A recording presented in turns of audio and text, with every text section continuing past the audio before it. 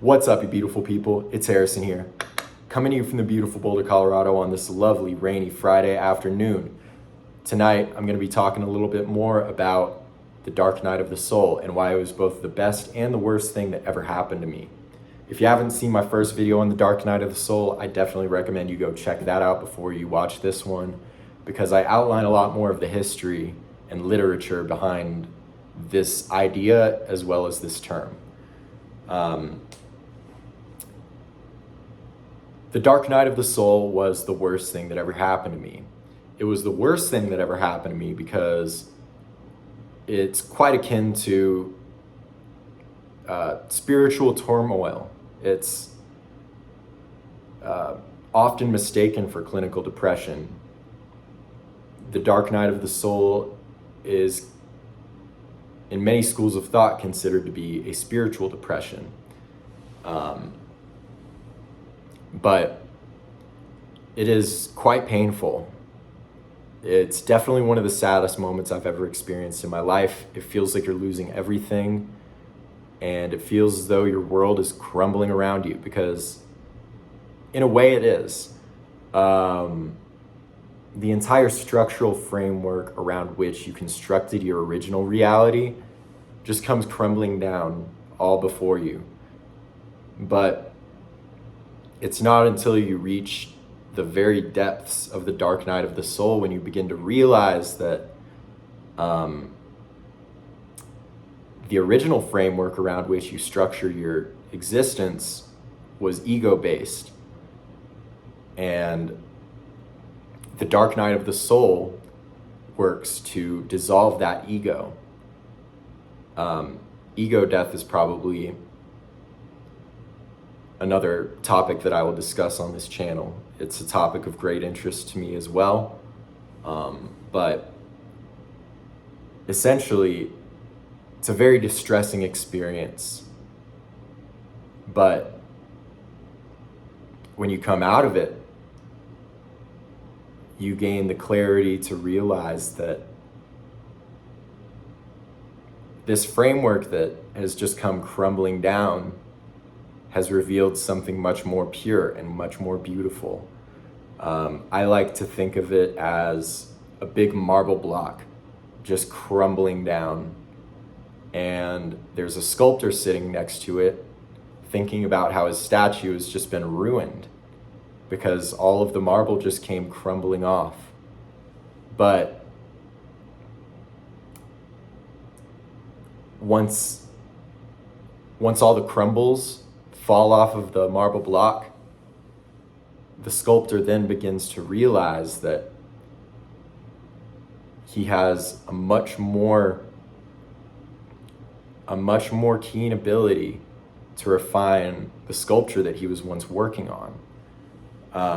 This is how the dark night of the soul feels.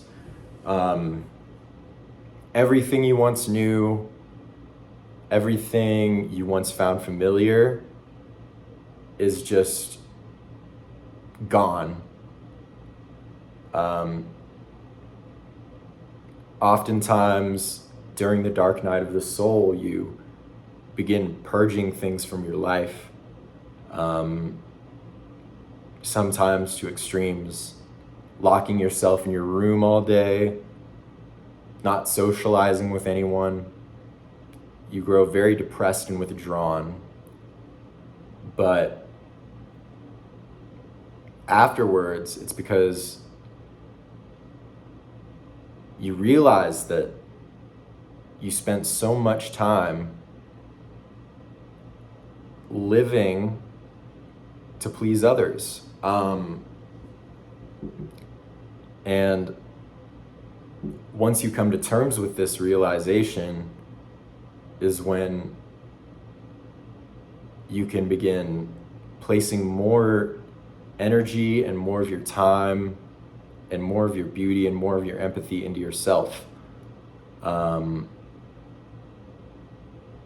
in order to become a much more beautiful person who can please others to a much more significant degree than you were ever before. Because after you experience the dark night of the soul,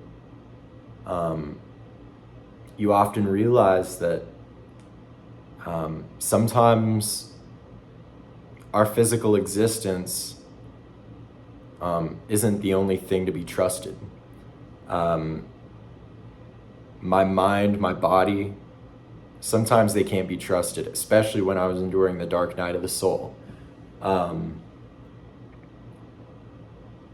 Yeah, I grew quite self-destructive.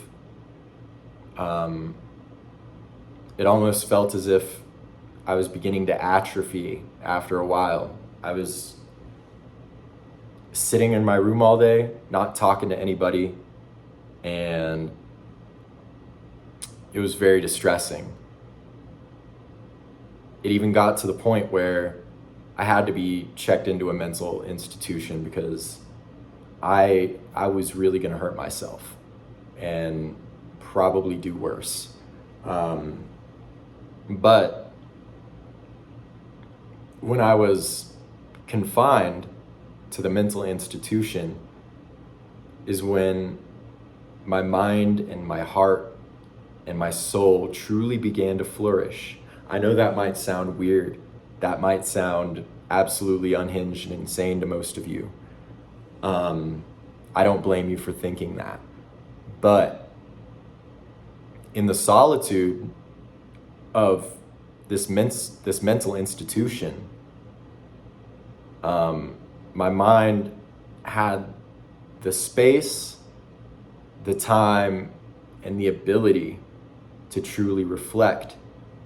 Moreover, my soul had the time and resources to reflect and reconstruct.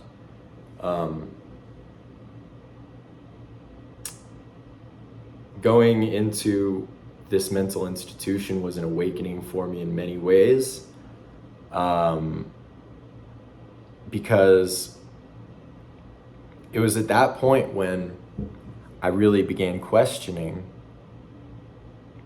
what this world's idea of crazy really is. The second you check into a mental institution,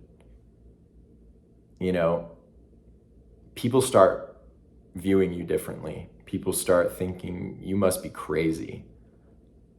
And, I don't blame them, Sometimes we need people to stop us from hurting ourselves.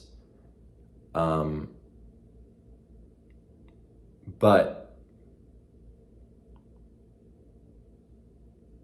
it gave me the solitude and the awareness to realize that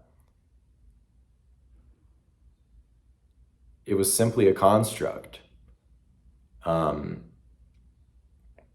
There are some people on this earth that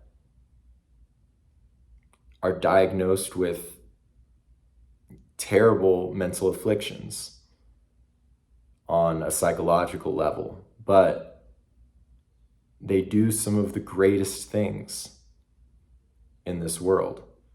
They create the best artwork, they create the best sculptures. Some people commit heinous acts and are diagnosed with the same disorders that these great artists, philosophers, thinkers were also diagnosed as. So you really begin to recalibrate your own perception of reality.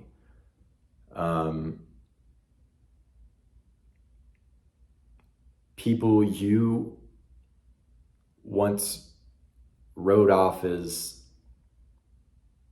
crazy or,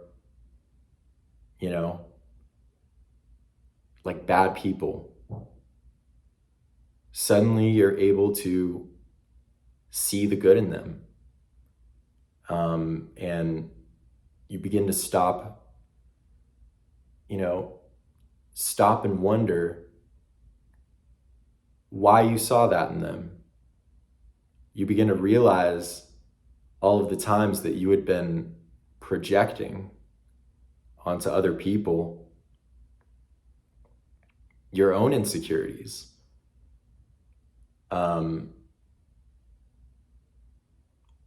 You grow a keen awareness regarding humanity as a whole. Suddenly, you're able to see what truly motivates a person. Some people you think are good, and you'll convince yourself that they're good for the longest amount of time because it falls into your own values, it falls into your own narrative. You think that maybe, if you spend time with a really bad person, maybe someday they'll change. You think that, maybe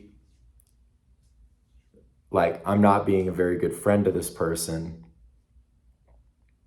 if I cut them off. But then after the dark night of the soul occurs, you're able to truly grow aware of the kind of people, the kind of ideas that you filled your life with up to this point. And you realize that it's no longer necessary to bear the weight of all of this.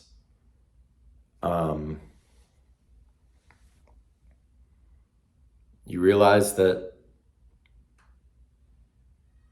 maybe it's better if I begin surrounding myself with the people that I want to become, with people who are good, people who are kind, people who are intelligent, not people who break others down or project their insecurities onto them and hurt people. You realize that although you may think that you're a bad friend or a bad person for cutting off people who do that, you grow more keen awareness to the fact that you could also become a better person if you replaced the original person who hurt people and brought people down with someone who was smart, someone who was generous, someone who was kind, someone who had a good heart. Surrounding yourself with those kinds of people allows your soul to flourish, and it gives you so much more love to give to those who really need it. I'm sorry if I went on a tangent here, but it's just such a complex experience that it's equally difficult as much as it is,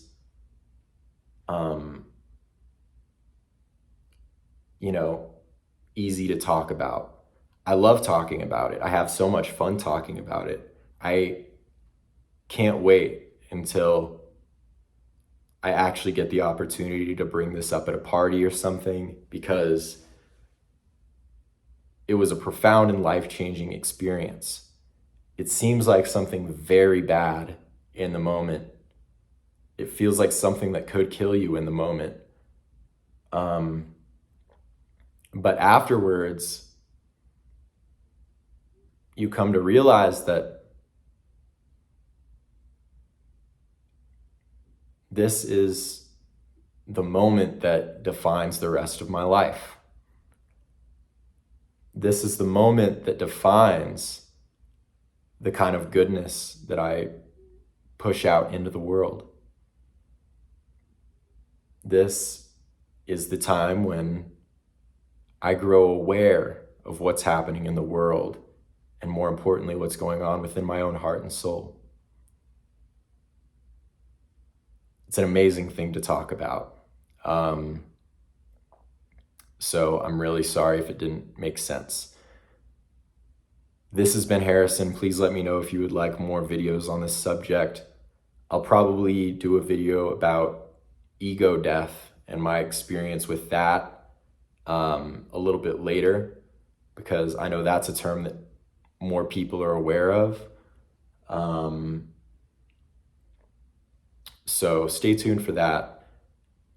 Anyways, I hope you found this video helpful, interesting. I don't know what you're gonna think of this video. I'm honestly just talking and speaking from experience. I'm not sure if it makes any sense at all. I know it means something to me. It's just very difficult to put into words. So please let me know what you think of this video. I hope you have a wonderful rest of your day. Peace.